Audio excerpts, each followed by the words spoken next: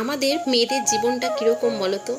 আমাদের সমস্ত সব কিছুতে, সব পরিস্থিতিতে মানিয়ে নিতে যদি আমরা পারি, তাহলেই আমাদের জীবন খুব সুন্দর। আর সব পরিস্থিতিতে মানিয়ে নেওয়াটাও দরকার আমাদের মেয়েদের, না হলে ঠিক মতন একটা সুস্থ সংসার গড়ে ওঠে না। আর একটা মেয়ে তার সংসারটাকে সুন্দরভাবে সাজিয়ে তুলতে পারে, কেননা একটা ছেলে সেই সংসারটাকেও কিন্তু সুন্দর করে সাজিয়ে তোলার জন্য দিনরাত কঠোর পরিশ্রম করে।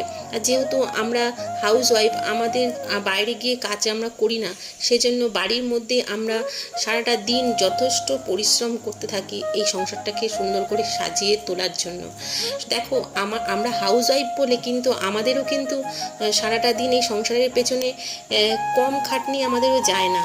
সকাল থেকে রাত অবধি একদম শুতে যাওয়া পর্যন্ত পুরো ফ্যামিলি, প্রত্যেকটা যতগুলো লোক থাকে আমাদের গৃহবধূদের ওপরেই কিন্তু নির্ভর করে থাকে তারা। তো তার কারণ বাড়িতে এসেই কিংবা কাজের থেকে এসে কিংবা ছেলে স্কুল থেকে এসে কিন্তু তারা আশায় থাকে যে আমার মা কিংবা আমার স্ত্রী বাড়ির ঘর পরিষ্কার রেখে সমস্ত কিছু সামলিয়ে রেখেছে, রান্না করে রেখেছে, তাই না? তো আমাদের এটা করে নিতেই হয়। আর আমরাও কিন্তু একটা দিন এই কাজগুলো করতে করতে অভ্যস্ত হয়ে যাই। যেমন আমি সকাল থেকে উঠেই প্রতিদিন আমাকে বলতে হয় না আমার সংসারটা কিভাবে গোছাতে হবে, কি করতে হবে, একদম সকাল থেকে রাত পর্যন্ত কে কী খাবে সমস্তটা কিন্তু আমি নিজের থেকেই করতে থাকি। সেই কারণে আমার সংসারটা কিন্তু আজকে সাজানো গোছানো সুন্দর একটা সংসারে পরিণত হয়েছে।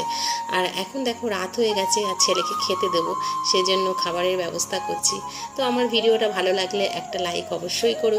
আর আমার কথাগুলো কেমন লাগলো, কথাগুলো কিন্তু বাস্তব হলে, মানে একদম সত্যি কথা, বাস্তব কথা, সেগুলোই মনের কথা তোমাদের সাথে একটু শেয়ার করলাম।